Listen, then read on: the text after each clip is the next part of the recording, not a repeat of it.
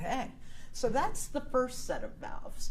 And I want to just now think about something that Steph said, which was the ventricles contract, the AV valves will close, and then blood will pass into these big vessels that leave the left and the right atrium, right? Blood will pass into the pulmonary trunk from the right ventricle and into the aorta from the left ventricle, right? Well, the opening into those large blood vessels is also guarded by valves, and we call the valves that are positioned at the opening into those large vessels semilunar valves. The semilunar valves are being depicted on this model. You can see that we have one at the entry into the pulmonary trunk, and we call it the pulmonary semilunar valve. Sometimes it's simply called the pulmonic valve. At the opening into the aorta, it's a little bit more difficult to see the semilunar valve, but you can see it tucked behind the mitral valve. You see it? That semilunar valve is called the aortic semilunar valve, or simply the aortic valve. Okay, they get their name as semilunar valves because the cusps of the valve actually have a half moon shape when the cusps are closed, right? Mm-hmm. Now, what happens is when these cusps are closed, they kind of fall into the center of the pulmonary trunk or fall into the center of the aorta, and that prevents blood from flowing backward from the blood vessel into the ventricle.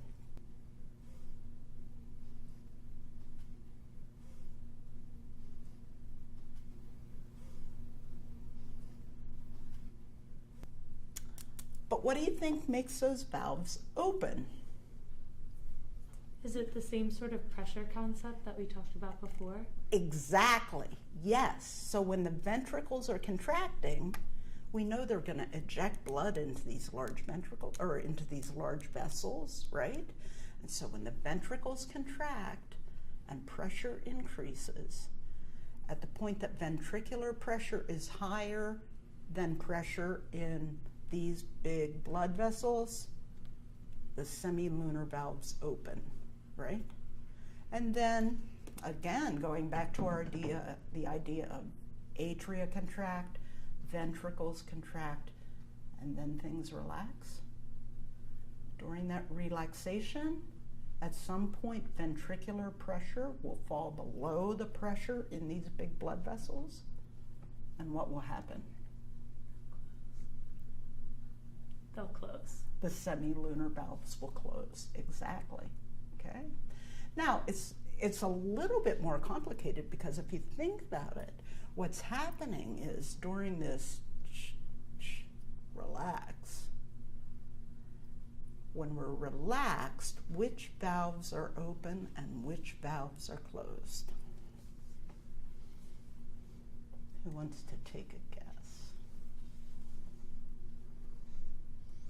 So during that relaxation time, Mia. Do the semilunar valves close and the mitral and tricuspid open? Exactly. So they will be in that state during that period when everything in the heart wall is relaxed. The AV valves will be open and the semilunar valves will be closed. And during that time, blood is going to be coming back into the atria through these big blood vessels that we talked about, right? So blood will come back to the right atria through which vessels? The superior vena cava, the inferior vena cava, and the coronary sinus. Right, and so that blood's coming back into the right atrium because pressure's low in the right atrium.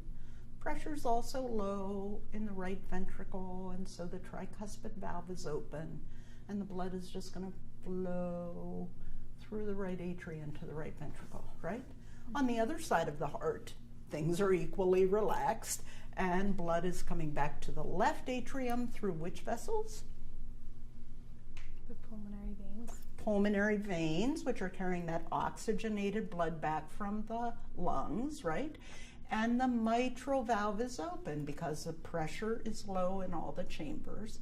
And so blood is flowing, just flowing freely from the left atrium through the mitral valve, which is open, into the left ventricle, right? During that period when everything's relaxed, though, we do not want blood flowing backward through these vessels, right? So the semilunar valves are closed. Fabulous. Okay, so now the next thing that happens, everything was relaxed. Now we have this contraction of the atria. That causes pressure to be a little bit higher in the atria, but nothing really has changed in terms of valve status because of that, right? But then the atria relax and the ventricles contract. And so now tell me, when the ventricles contract, what's the first valve change you expect to see? Nat? The atrioventricular valves would close. Yes, exactly. So during the first part of ventricular contraction, pressure in the ventricles will become higher than pressure in the atria, and that will cause the AV valves to swing shut, right? Okay. And then pressure continues to climb as the ventricles continue to contract, and eventually pressure in the ventricles will be higher than pressure out here in these big blood vessels. And what will happen, Mia? The semilunar valves will open. Yes, and then we will start to do that thing that the heart was meant to do, which is eject blood, right? Mm-hmm. Into either the pulmonary or the systemic circulation. Okay, and so then the ventricular contraction will stop and the ventricle will begin to relax. And what do you expect to happen first, Andre? We'll have the semilunar valves closing. Exactly. The semilunar valves will close. The ventricles will continue to relax. And then what will happen?